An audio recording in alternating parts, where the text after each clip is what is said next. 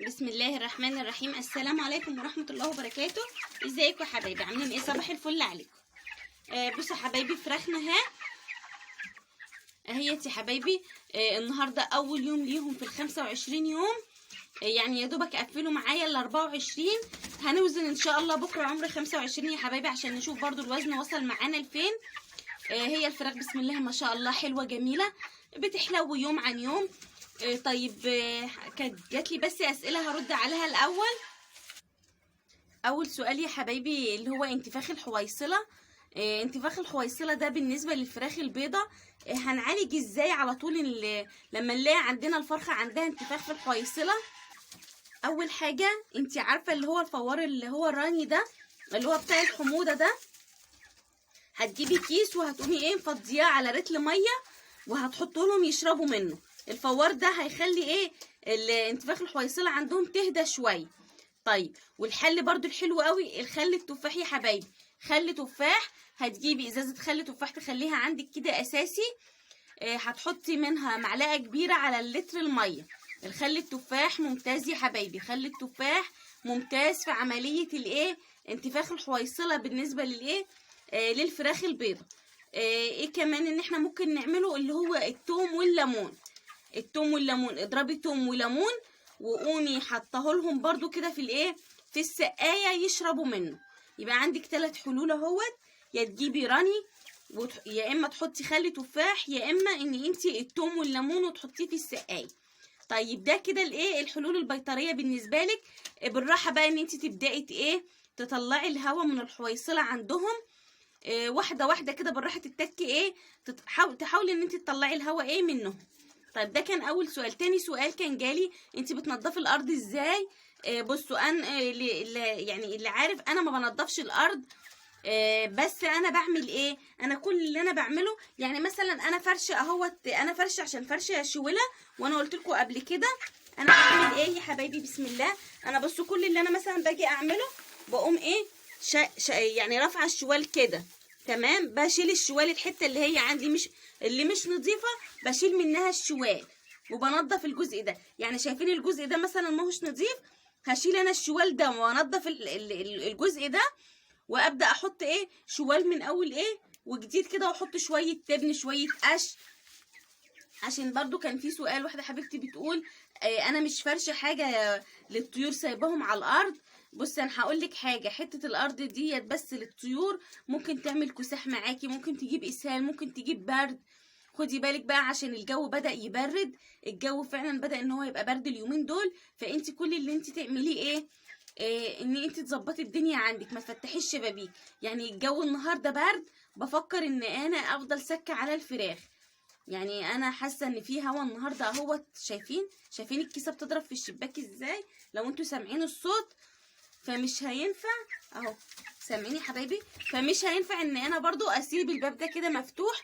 ممكن ان انا اوربه اسكه على حسب الظروف عندي طيب يا حبايبي، في الوقت بقى في العمر اللي هو ال25 ده، عايزه اقول لك بقى على حاجه هتعمليها للفراخ النهارده.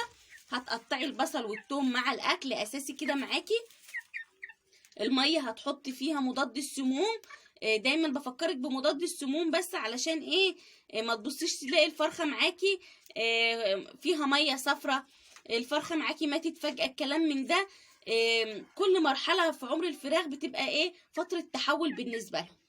فاحنا دلوقتي في ال25 يوم هنبدا ان احنا نحط مضاد سموم ليهم. ما عندكيش مضاد سموم، حطي معلقه خل، حطي معلقه خل ليهم. شايفين يا حبايبي الديوك بتقف لبعض ازاي؟ حطي معلقه خل كده، حطي معلقه خل في الميه.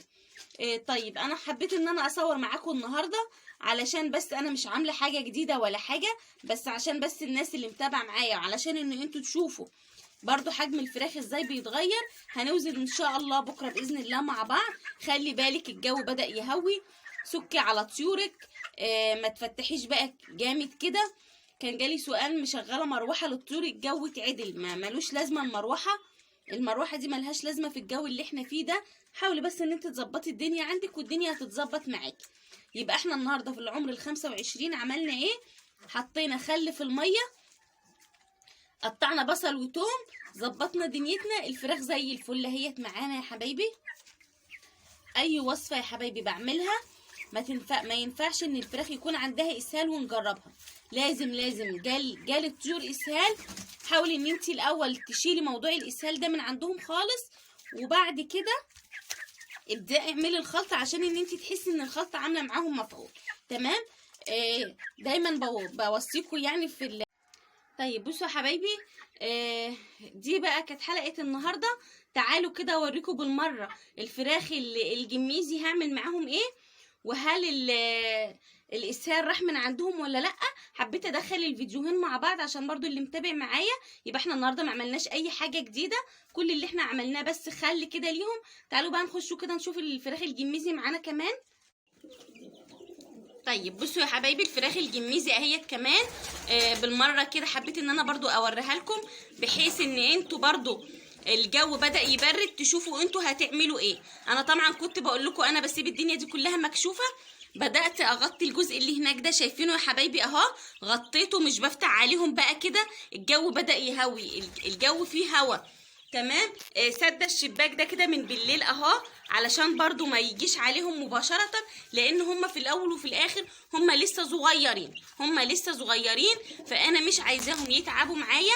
انما هم بسم الله الرحمن الرحيم. بصوا هم زي العسل اهو. عايزه اقرب لكم شويه عشان تشوفوهم برضو اهمت يا حبايبي. بصوا اهمت. انا جايباهم يوم الثلاث والنهارده الجمعه اهو. تمام. يبقى كده بقى عندهم كام يوم كده؟ هوت 10 ايام، عندهم 10 ايام. طيب في الوقت بقى ال10 ايام ده هتعملي ايه ليهم؟ كل اللي انت هتعمليه ان انت هتحطي مضاد السموم في الوقت ده. لازم تحطي مضاد سموم للفراخ في الوقت الايه، في العمر العاشر. حابه ان انت تحطي في العمر الثامن، تمام، مفيش اي مشكله. الجو هوا، انا مش هفتح عليهم ولا حاجه. انا هوريكم انا هعمل ايه معاهم بالظبط. انا كل اللي هعمله هحط لهم بس الاكل كده اهوت يا حبايبي. بصوا انا حطيت لهم الاكل اهو، هما هيبداوا يروحوا هياكلوا دلوقتي اهم. طيب الميه طبعا احنا كان بقالي يومين كده بحط في الميه انتينال. بسم الله ما شاء الله. بصوا سحر والله، خلاص ما عادش فيه اسهال. حمامهم السايب شويه ده راح، على رغم ان انا ما حطيتش في انتينال نشا ولا حاجه. على حسب الحاله عندك انت، لو شايفه الاسهال عندهم جامد قوي حط ربع معلقه نشا في الميه. لقيت الدنيا يعني مش يعني سايب شويه بسيطه، خلاص حطي بس حطي انتينال بس زي ما انا عملت. هشيل بقى الميه وهبدا هنزل النهارده بمضاد السموم ليهم، بس ما عنديش مضاد السموم. هحط خل ليهم. الفراخ الجميزي حلوه هي يا حبايبي، بتتغير. كان جالي سؤال هو لونها بيبقى شكله ايه. تقريبا هيفضل اسمر كده، يعني هو تقريبا اللون بتاعها هيفضل زي ما انت شايفاه اسمر كده معايا. بس هم حلوين هم، ما فيهمش اي مشكله الحمد لله. عالجنا الاسهال. عم شكشك حلو اهوت، ما فيهوش اي حاجه. اتحسنوا كله تمام. الارض نظيفه، رشيت شويه تب، دايسين على الدنيا نظيفه خلاص. طيب المفروض بقى انا في الوقت ده اعمل ايه؟ بصوا بقى يا حبايبي انا مش هفتح عليهم. يعني ايه مش هفتح عليهم؟ يعني انا هسيبهم كده الجزء ده هوت كده، هسيب الجزء اللي هو هناك ده كده زي ما هو كده متغطي، مش هفتح عليه. الجزء اللي تحت ده هوت الجو هوا، يعني النهارده كده الجو هوا. فانا ممكن هعمل حاجات بسيطه جدا جدا. هعمل كده اهو. تمام. يعني ممكن هعمل كده اهو. ثواني.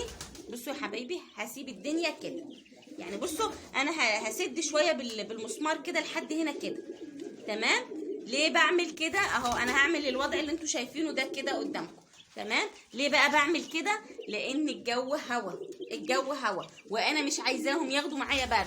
هياخدوا معاكي برد بقى هنخش في مشاكل وفي كلام ملوش اي لازمه. هندي علاج بقى، والبرد اصلا رخم بيفضل فتره طويله عبال ما بيطلع من الكتكوت، غير بقى ان هو بيسد نفسه والكلام ده. فانا هكتنب الكلام ده كله.